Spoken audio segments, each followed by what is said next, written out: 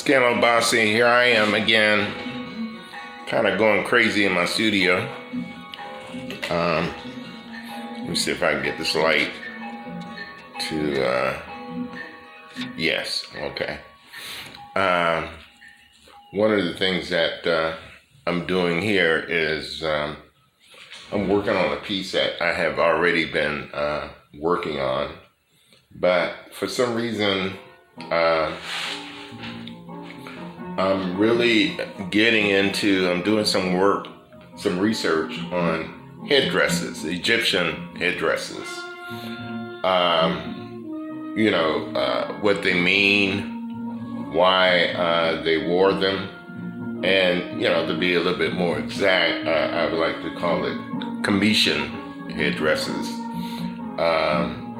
What they symbolize, and different things. And I've been going through, doing research through Google, and the internet, and it really doesn't satisfy what I'm really looking for. There are some definitions, and they said that they wore them for special occasions, or represents what you call the royalty and kingdom. But I kind of feel that there's something a little deeper, more symbolic about why these headdresses were worn, why they wear them, and it's kind of because one of the things is the shape of the headdress. If you really look at it, the shape is almost shaped sort of like a pyramid. It had that pyramid type feel to it. Again, you're painting with Obasi, and it's just like it's one of those things where we're going to paint together and do some research together, and we're going to find out together why certain things are the way they are. One of the things that I am really into is mythology. I love studying mythology. I love studying what you call the ancient, the etymology of certain words and certain terms, and why, because there's so much, if you want to call it history, there's so much that has taken place way before there was what you call recorded Western history, and as you can see here, I'm kind of adding a little white to the to bring out the headdress. It's just this is just be my base color. Now, if you notice that in the background, I have a little music playing. What I got is one of my favorite musicians, the late Sun Ra, and I find that there's something very special.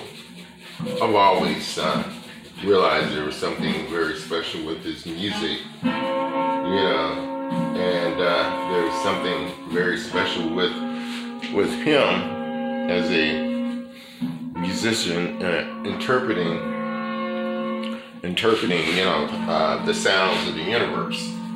I mean, it's just that always basically his slogan has always been like space is a place, and as you can see a little bit better, the shape that I'm trying to represent here. But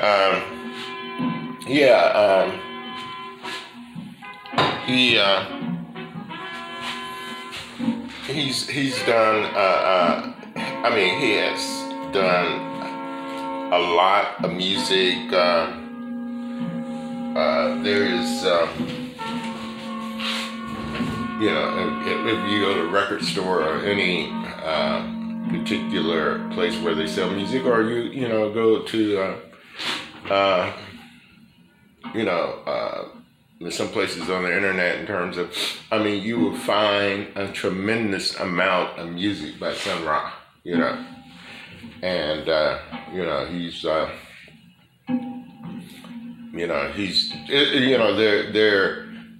Sun Ra was also a poet.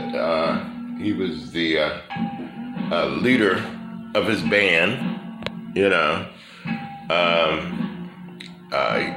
he always gave refuge and instructions and learning to his musicians. He was like a school, where, you musicians came and lived at his house and dealt with his discipline. And from there, it's just, and today, it's just that his music continues. I forget the saxophonist's name. I will let you know a little bit better. It's just that, like, sometimes, it's just that I didn't really intend to do a lecture on Sun Ra today, but it's just so happened that I got his music in the background and everything. But we can do that a little later. But yeah, going back to the headdresses, Commission headdresses.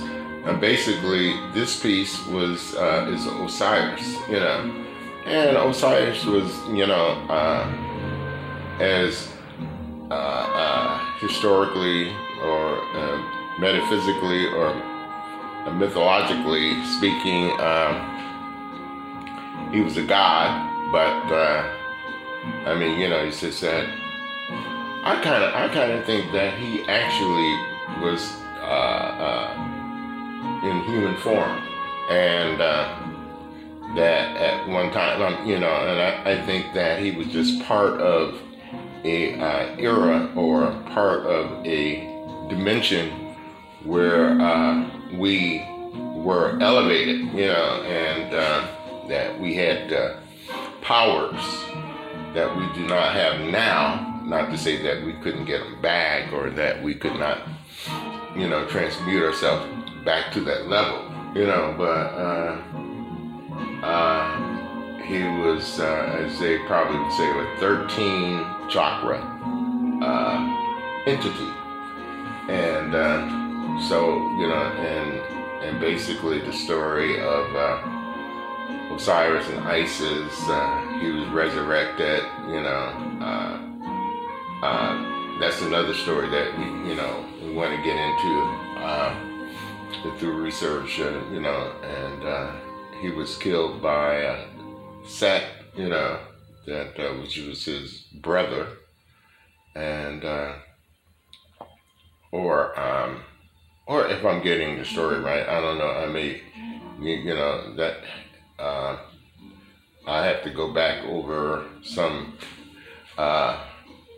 Commission mythology and get that right, and that's a time for another lecture or whatever, But right now, I'm just doing a very impromptu type thing, and just kind of talking about what just came to mind in terms of Egyptian headdresses and what they represent, or whatever, And again, I just want to say I'm in my studio here. My name is Ken Obasi Leslie, and I got my coffee, and getting ready to enjoy that. And, it's just that, like, being here in the studio is kind of like a way to get away.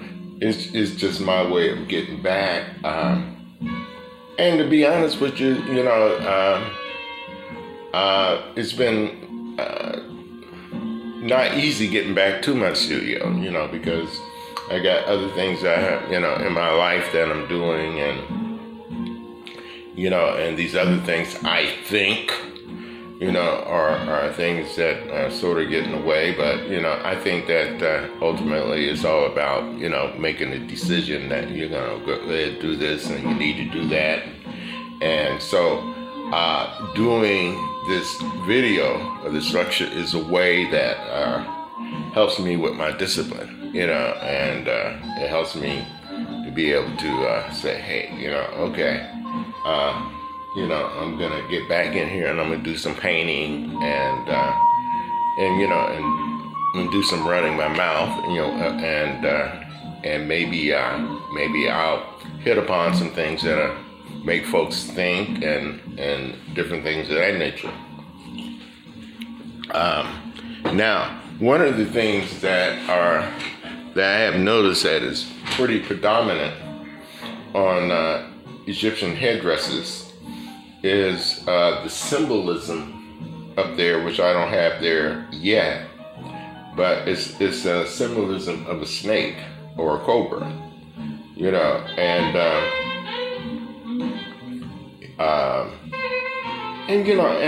and I always notice that it's a symbolism of a snake and it looks like a bird or a hawk or something like that. The snake would be here and the hawk would be right there, and I haven't drawn that out yet, but that's always interesting, and as I do research on what that is, I haven't really gotten anything definitive as to what these two things. Now, the snake, represents wisdom. The snake represents creativity, wisdom, some being able to figure out things, very close to the deity Thoth, which is the bird head. Now, that bird head next to the snake may be Thoth, and it's just that, and this is just kind of, something that I'm coming up with, and so basically, and let me see, I'm looking this up here. What I'm going to do is, for right now, showing you my process and how I do my art. I'm going to draw the snake out and kind of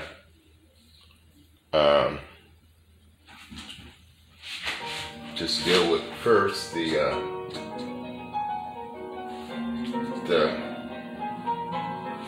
images of what it would look like.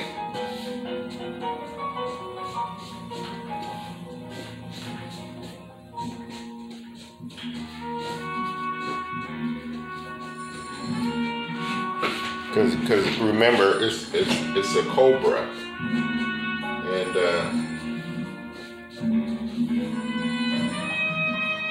and cobras have that flared. It's kind of like what is happening here,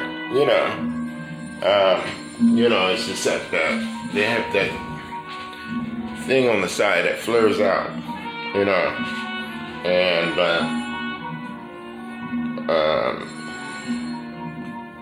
I mean, I don't know exactly what you would really call it, you know, but it's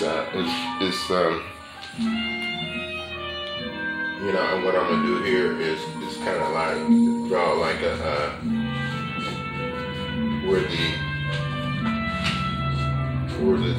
the hawk or the bird would go, you know,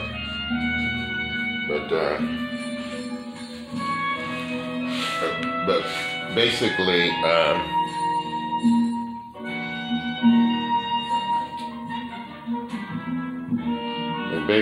what I'm just doing is, and then, right.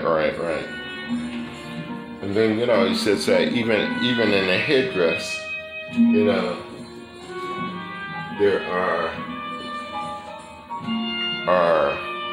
what you might say, the divisions, or they're kind of like stripes, you know, that you know, basically adorn the headdress. And this is basically something that I will be doing, you know, in order to, if you know what I mean, you know, there's those, and of course those represent something too. Now, you know, I'm gonna kind of just talk about some things, and you know, and because again, like I said, you know, I find now this is a great picture here of the headdress, you know, in the image, you know, and I think, and you know, you can see the snake, you can see the hawk or the bird, you know. Now, going back to real quick to Sun Ra. Sun Ra also wore a lot of headdresses, you know, and different things, you know, and probably he looked at these things that he wore were receptors for energy, you know, and maybe, you know, there's some truth even in these headdresses in terms of, you know, the Cometian mythology or Cometian alchemy, you know, as being receptors for like certain levels of energy, certain frequencies that they basically use in order to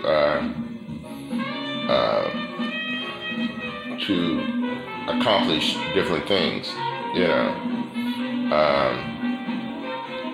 You know, the headdresses of the gods, you know, a lot of the belief surrounding the different styles of the crown of Egypt, the red, the white, the double crown, or the Cometian feature in many images.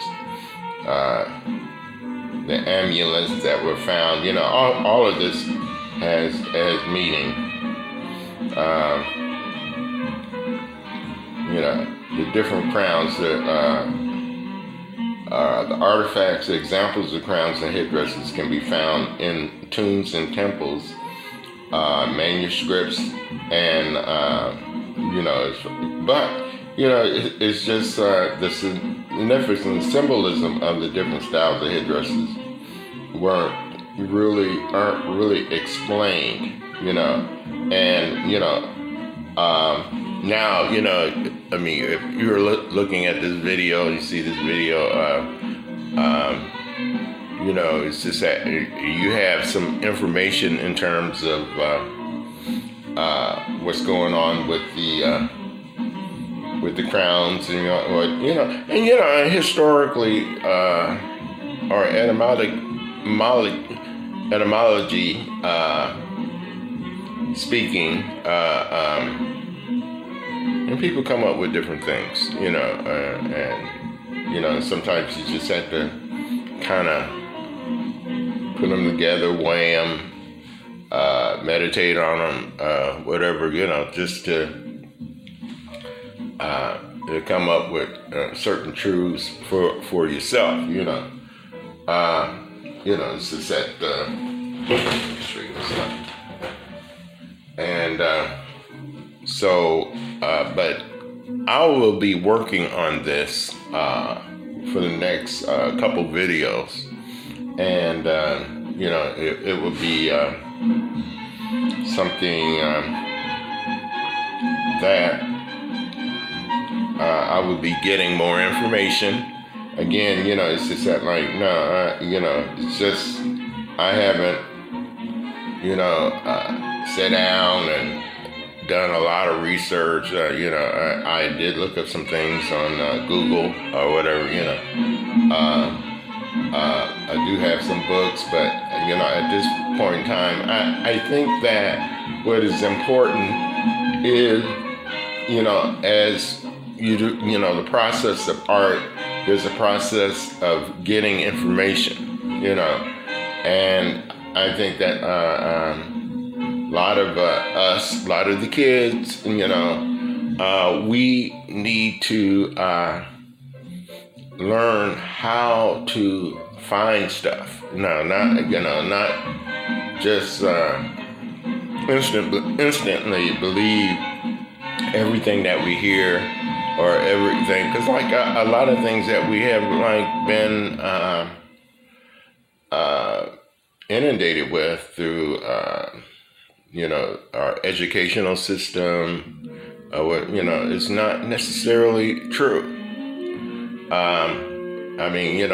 There's just because that they're on Google or just because they're even in a book, doesn't necessitate that, this is what it is, Again, we have to, and sometimes, it's just that you can take some ideas and get quiet, shut your eyes, and there's certain deepness and connection there. There's some people call it the Akashic records or whatever. Some people call it like the past life. It's just there's a lot of us who don't believe in past life, regressive,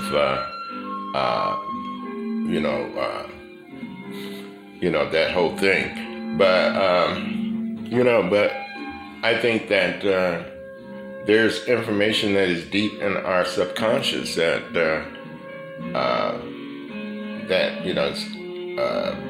vets out or verifies, certain things that, but we have to go into like a meditation, go into a deep situation in order to reach them. It's almost like blocking out all these things that we are dealing with in the conscious mind.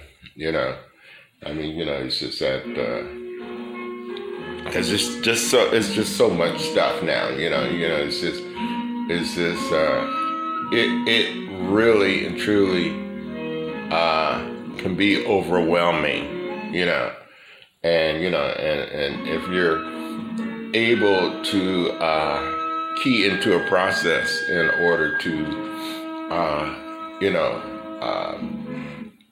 eliminate some of this stuff, or to in a sense transcend or block out some of the things that are in our conscious mind, and that it's like this stuff doesn't stop. It's just that we're constantly things are constantly on. We're on our phones all the time. We're looking up stuff. And the phones keep us busy with different images and different things that So we're not able to sometimes connect with with what is real within ourselves, So, but again, one of the things that I'm finding that is important is to be able to go somewhere and like whether you're doing some art or whatever, but or go somewhere where you can just get quiet, just you can put on some nice soft meditative music, close your eyes and do some deep breathing, and it's just that just get in touch with that inner self, that part where there's healing, and not to say this is all easy, but again, through these art sessions that I'm doing, through these improv, some of the sessions will be a little bit more organized as time goes on, but for the most part, this session is just kind of a session of necessity. Just said, I need to get in the studio and do something and talk about something, so that I can get myself in line with a little creativity and even if it's just meditating and just running my mouth or whatever, So, but yeah, going back to this piece, I will be working on this piece, and my next session will be I will show you what I've done and different things, and I will have a little bit more information for you in terms of the symbology of the headdress, why certain headdresses, why this, because again, like I said, basically what they tell us on Google, that they're just represent royalty and represent this and represent that, but I just kind of feel that, there's more to that, yes, we understand that, but there is a deeper metaphysical reason why these headdresses are worn, why they are shaped the way they are shaped, why certain people wore them, or certain deities or certain gods were represented, by them. And, so, it's just that, but hey, I'm glad that, I hope that you were able to stick with me for a while. You said, I hope that I wasn't too boring. It's just kind of and because I'm doing this from my heart. And again, this is Ken Obasi. This is like I'm in my studio here, and and I've got a little music going. It's Saturday morning. It's just got my coffee. Just some of the things that we need to do to get our heads straight. Stay away from doing anything that's going to lower our vibration.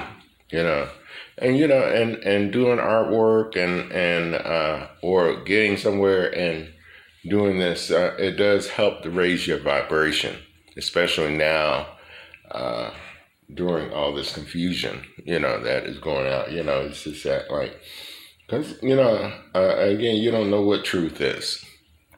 You don't know what's real, what's not real. You hear different things every day, and everything. So yeah, you have to get away from the matrix. You have to get away from and do something that's going to be give you the ability to go inside. Okay, I want to thank you for watching. I hope that I'm able to upload this video or whatever, and as time goes on, I'll be able to access different levels of the technology so that I can be a little bit more spontaneous at least. All right. But thank you for watching. All right. See ya.